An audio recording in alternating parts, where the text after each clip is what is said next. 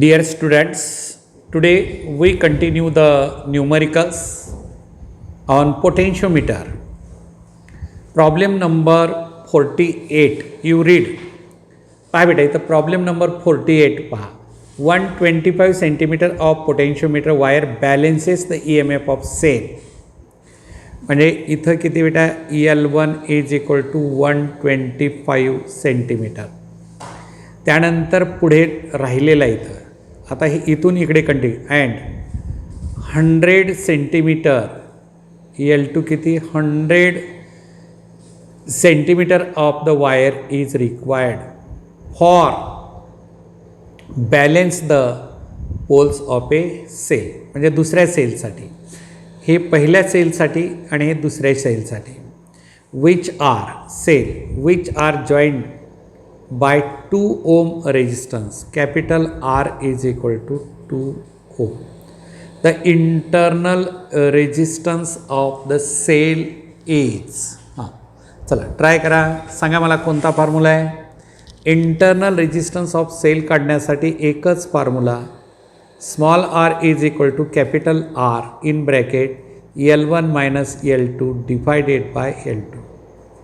आठवलं का आपण? हा फॉर्म्युला तुम्हाला रिकॉल झाला पाहिजे बेटा, एक वेळी आठवलाच पाहिजे. तर इथं किती दिलेलं आहे capital R 2 ohm, L1 125, L2 100 divided by 100 right equal to 2 into 125 minus 100 म्हणजे 25 divided by 100 and that is equal to here 50 divided by 100 हे 0 कॅन्सल आणि 0.5 ohm. Internal resistance of the cell, internal resistance of the cell small r is equal to 0.5 ohm. आहे काय simple. चला बेटा तर तो next problem हा. आता पुढचा प्रॉब्लेम वाचा लक्ष देऊन. 49 potentiometer wire of length L is equal to 1 metre is connected in series with series resistance R1 490 ohm and 2 volt battery 2 volt. A 0.2 ohm volt per centimeter is the potential gradient. 0.2 volt per centimeter चे metre 10 raised to minus 2 सेंटीमीटरचे metre minus 2 वर आल्यानंतर plus 2 म्हणजे किती आलं बेटा 2 into 10 raised to minus 1. हे plus 2 म्हणजे 100 मायनस 1 म्हणजे 10 म्हणजे प्लस 1 20 व्होल्ट पर मीटर झालं. 20 volt per metre potential gradient is the potential. Then the resistance of the potentiometer wire is. तर कॅपिटल R बरोबर काढायचं आहे. चला आठवा, सिंपल प्रॉब्लेम आहे, रिकॉल करा. Potential gradient is equal to I into rho. What is I? V divided by R1 plus R into R by L. Potentiometer wire of length 1 meter is connected in series with 490 ohm resistance and 2 volt battery. 0.2 millivolt per centimeter is the potential gradient. Then the resistance of the potentiometer wire. म्हणजे हे काढायचं आहे बेटा. आता resistance per unit length R आपल्याला काढायचं आहे. हे चालेल, सांगा बरं किती दिलेलं आहे. आपण हे 20 is equal to 2 divided by 490 plus R into R divide by length 1 metre, R divide by L 1 metre, cross मध्ये 20 into 490 plus R is equal to 2R. तर बेटा हे इथं जे असेल ते आला 4900 plus 10R is equal to R, is equal to R. लक्षात आलं ना? हे रेजिस्टन्स पर युनिट लेंथ रोची किंमत, हे 20 potential gradient 0.2 volt per millivolt आहे. इथं परत एक आहे मिली व्होल्ट पर. आता मिली म्हणले की 10⁻³ मी याला कन्व्हर्शन करतो बेटा. इथं एक 10⁻³ आता हे वर आलं म्हणजे हे -4 घेतो आणि हे +2 वर आलं म्हणजेच किती झालं -2. इथं 2 into 10⁻², 2 into 10⁻² volt per metre म्हणजे 2 इंटू 10⁻². हे असं आलं. मग आता इथं जर असेल 490, हे 2 आणि इथलं 2 कॅन्सल झालं. इथं येईल 10⁻², 10⁻². चला करा बरं आता calculation. 4.9 plus 0.01 R is equal to R. तर R इज इक्वल टू, आता ही R minus 0.01 R is equal to 4.9. तर R कॉमन काढा बेटा. 1 minus 0.01, 1 minus 0.01 is equal to 4.9. तर 0.0 सरळ इथे घ्या. 1.00 मायनस 0.01 हे 9, 0.90, 0.99 R is equal to 4.9. R is equal to 4.9 divided by 0.99. परत इथं डेसिमल कॅन्सल झाला. तर 490 भागिले 99 याचं कॅल्क्युलेशन करा बेटा. किती येतं पहा बरं, चेक करा. कॅल्क्युलेशन वर्कआउट करत चला म्हणजे तुम्हाला ते लक्षात राहील की त्याचं किती येतं कॅल्क्युलेशन. ट्राय करा, at least you try.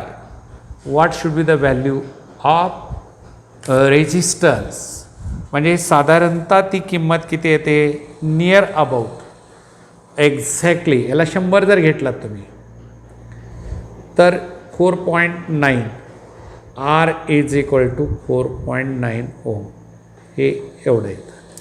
He value जी असेल ही किती आली 4.9. कॅल्क्युलेशन थोडेसे लेंदी आहे पण बेसिक फॉर्म्युला तोच आहे. फॉर्म्युल्यामध्ये आपण काही चेंज केलेलं नाही. चला आता नेक्स्ट न्यूमरिकल आपण लर्न करूया फटाफट. चला फटाफट प्रॉब्लेम सॉल्व करूया. स्पीड वाढवा थोडी. A potentiometer consist of a wire of length L is equal to 4 meter and resistance R is equal to 10 ohm. It is connected to a cell of EMF 2 volt. The potential difference per unit length of the potentiometer wire. Potential difference per unit म्हणजे potential gradient काढायचं आहे बेटा. Potential gradient काढायचं आहे. काय formula? पहिल्यांदा resistance gradient काढा row R/L. चला आर किती 10 divided by length 4 metre wire म्हणले ना, तर हे किती आलं 2.5 ओम पर मीटर. त्यानंतर potentiometer consist of a wire of length 4 metre and resistance. Potentiometer वायरचा रेजिस्टन्स दिला. It is connected to a cell of EMF 2 volt. The potential difference per unit length of the wire will be. Potential per unit length. आता current E divided by R घेतो बेटा. I is equal to E V divided by R total resistance. V किती आहे 2 volt divided by total resistance 10 म्हणजेच 0.2 आणि potential gradient is equal to I into rho. I किती 0.2 row किती 2.5. हां किती आलं 25 दोने 50 1 2 0.5 volt per metre. Potential gradient जे आलं तर that is equal to potential gradient is equal to 0.5 volt per metre. 0.5 volt per meter is the result of this numerical PG. चला आता नेक्स्ट न्यूमरिकल. आता पुढचा न्यूमरिकल जो असेल, चला वाचून घ्या बर. Yes you read this numerical.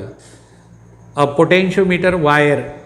Potentiometer consist of a wire of length L is equal to 4 meter and resistance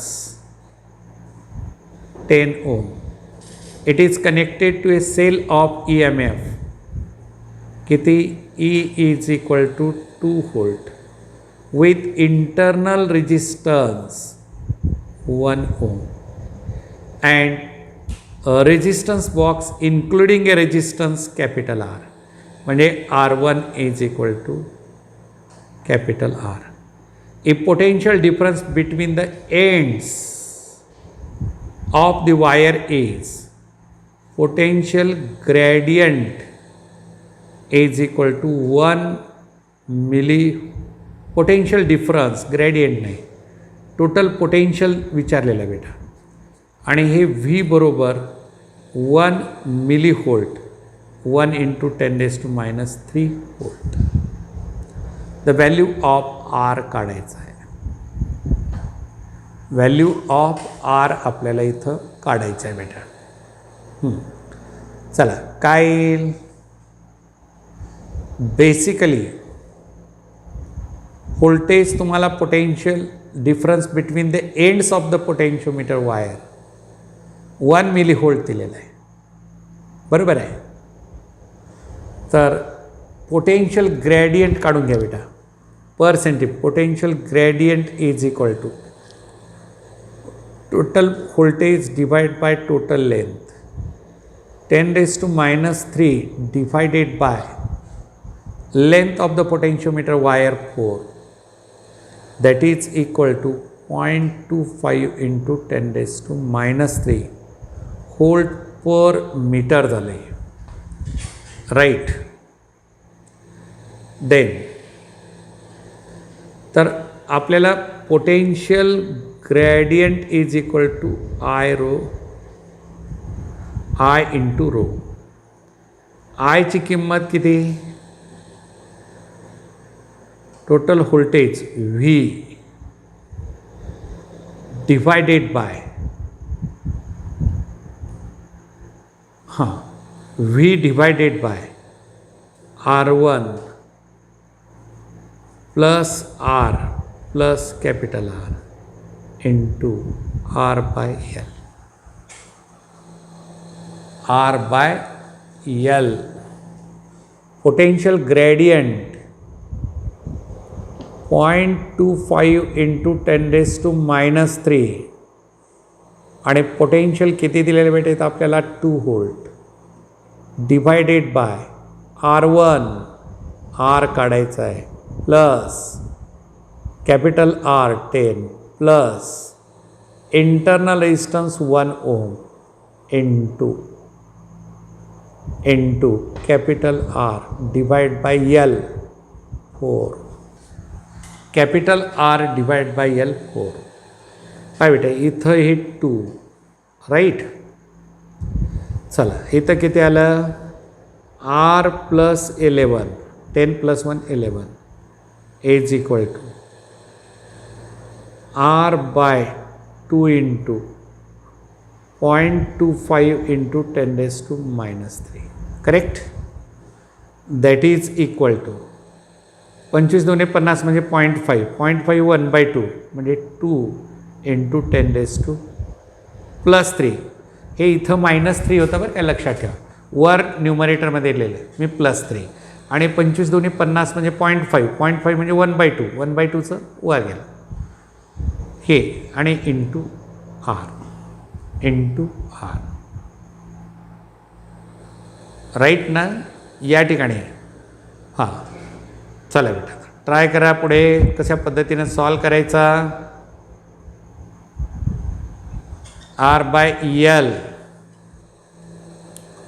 आता परत काय करा या साईडला जे असेल R बाय L -3चं वर जाऊन plus total rho I into rho R by L total resistance जे आहे ते काढायचं आहे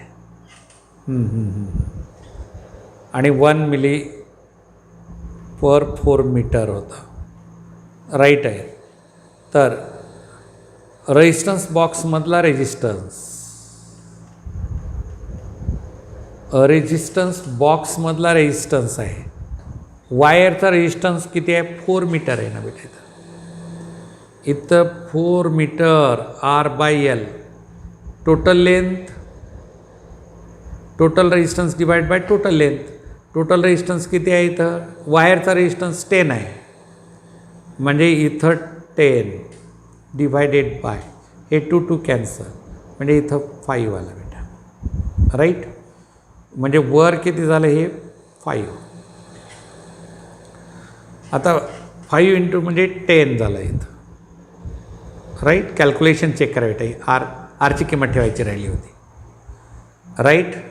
म्हणजेच किती झालं 10 पुढे 3 0 आणि R is equal to 10,000 - 11 is equal to 9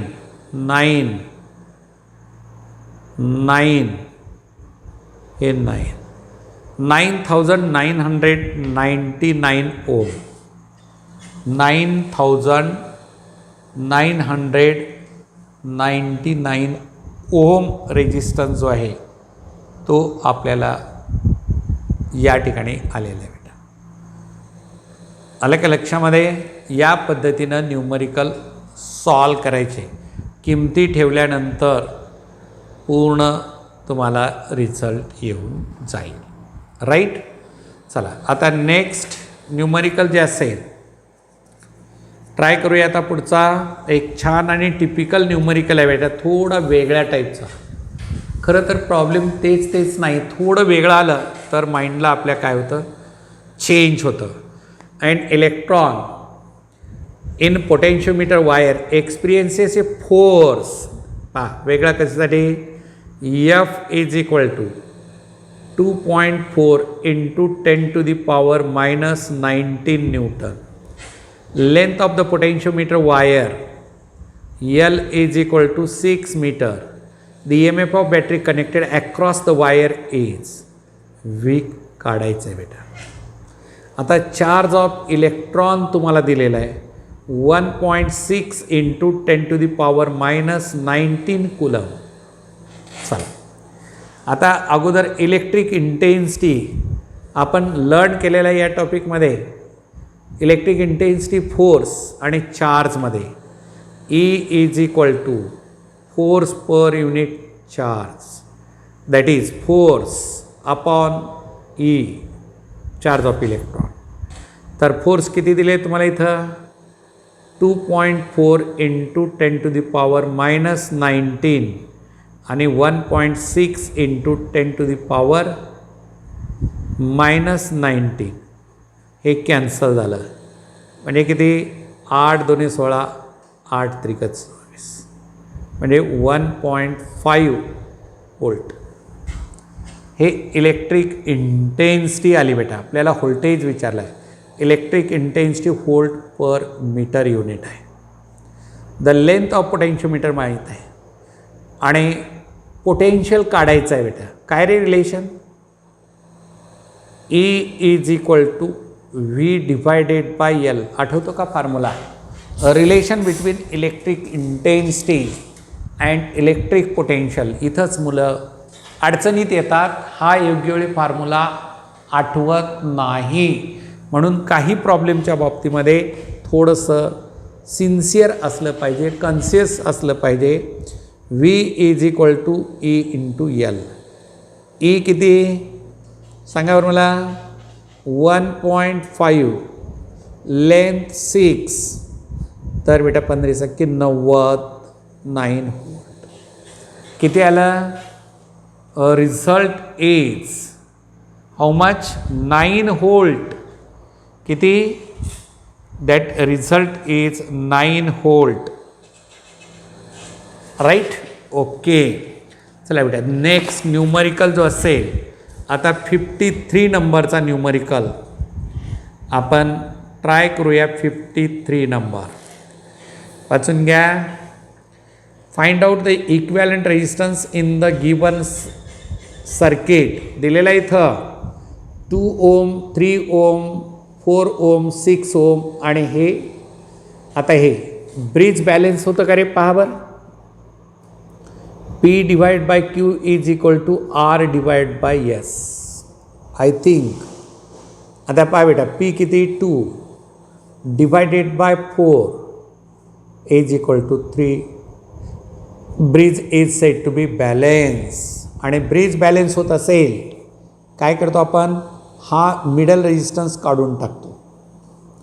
तर सर्किट कसं असेल? हा ए पॉईंट तुमचा, इथून इकडे हे 2 अधिक 3 5 ओम रेजिस्टन्स. हे किती 5 आणि लोअर साईडला परत 4 + 6 10 ओम. इथं 5 ओम. बरेचसे केलेले आपण, त्यामुळे हे पटकन तुम्हाला लक्षात आलं असेल. बेटा 5 आणि 10 कसे आहेत हे? How are they? 5 and 10 ohms are connected in. सांगा कशामध्ये आहेत 5 आणि 10? 5 ओम आणि 10 ohm resistances are connected in parallel. Their equivalent R1 R2 divided by R1 + R2. 5 × 10 divided by 5 + 10. 5 × 10 divided by 15. 5 × 15. किती? 5 × 15 म्हणजेच 3.33 ओम रेजिस्टन्स. म्हणजे equivalent resistance is equal to 3.33 Om.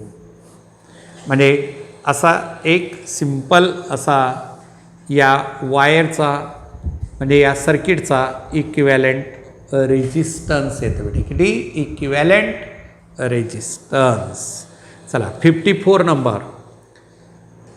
A wire of length 1.6 metre, L is equal to 1.6 metre, has a resistance R is equal to 8 ohm, is connected to a battery of EMF 2 volt and internal resistance 2 ohm. What is the potential gradient? What is the potential gradient? चला बेटा काढून घ्या पटापट. Current I is equal to E divided by total resistance. E किती? 2 volt divided by 8 plus 2. 2 divide by 10.2 volt ampere current आहे. आता I rho काय resistance per unit length. Resistance किती 8 वायरचं has a resistance of 1.6 metre म्हणजेच किती बेटा 80 divide by 16 किती आलं 16 5 ओम पर मीटर. मग पोटेन्शियल ग्रेडियंट बरोबर आय इंटू रो. काय फॉर्म्युला पोटेन्शियल ग्रेडियंटचा formula PG is equal to I rho. I current किती रे 0.2 into rho 5 that is 1 volt per metre. 1 volt per metre is the potential gradient. 1 volt per meter is the potential gradient. आलं का लक्षात. Simple numerical होतं. चला आता पुढे try करा. आता 55 नंबरचा numerical. A current of 2 ampere I1 is equal to 2 ampere flows through a 2 ohm resistance when connected across a battery. The same battery supplies a current of I2 0.5 ampere when connected to resistance R2 is equal to 9 ohm. The internal resistance of cell. Internal resistance of cell. छान problem आहे एक्झामला विचारलेला. तुमच्या लक्षात येण्यासाठी figure मी काढून दाखवतो. ही sale आहे बेटा आणि इकडे कनेक्शन आहे असं. हे रेजिस्टन्स 9 ओम असं कनेक्ट होतं पूर्ण सर्किट. आणि जेव्हा इकडे कनेक्ट केलं त्यावेळेस 2 ओम हे 2 एकी आहेत आणि हे इथं असं जोडलेलं आहे. ही तुमची सेल ई. आता इकडचं करंट 2 एम्पियर करंट आहे. 2 एम्पियर आणि इकडे असेल तर I2 is equal to 0.5 ampere. या सर्किटचा पूर्ण विचार करा. म्हणजे काय येतं सांगा मला. E1 is equal to E1 is equal to काय असेल I1 into capital R plus R1 plus small r आणि त्याच सेलचं EMF E2 is equal to I2 into capital R2 plus R. Internal resistance सेलचं तेवढंच आहे. सेल बदललेली नाही. एक्सटर्नल रेजिस्टन्स इथला बदललेला आहे, हा बदललेला आहे, करंट त्यासाठी बदललेला आहे. ही सेलसुद्धा तीच आहे. याला इक्वेशन नंबर 1 म्हणतो. याला मी इक्वेशन नंबर 2 म्हणतो. आलं का बेटा. इक्वेशन नंबर 1 आहे. काय येतं I1 R1 plus R is equal to I2 into R2 plus R. I1ची किंमत 2 plus R is equal to I2 0.5. R2ची किंमत 9 प्लस R.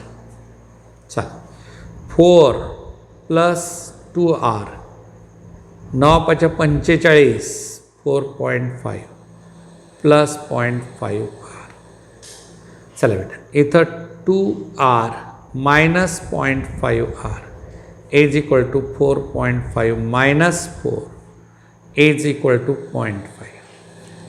आता 2R मायनस 0.5 R म्हणजे 1.5 R इज इक्वल टू 0.5 आणि R is equal to 0.5 divided by 1.5 म्हणजेच 5 divide by 15 1/3 ampere. तर या सर्किटमधलं जे करंट होतं म्हणजे इंटरनल रेजिस्टन्स विचारलेलं आहे. आणि हा इंटरनल रेजिस्टन्स स्मॉल आर जो असतो तो इंटरनल रेजिस्टन्स आपण कशामध्ये मेजर केलेला आहे? Internal resistance is measured in ohm. तर हे एक असा टाईपचा थोडा वेगळा प्रॉब्लेम होता, परीक्षेमध्ये विचारलेला प्रॉब्लेम होता, म्हणून अनेक वेळेस काही न्यूमरिकल्स लक्ष ठेवून सॉल्व करायचे. चला बेटा आता पुढे 56 नंबरचा न्यूमरिकल ट्राय करूया. The internal resistance of 2.1 volt cell, म्हणजे या सेलचा इथं प्रॉब्लेमच आहे. 56 द इंटरनल रेजिस्टन्स ऑफ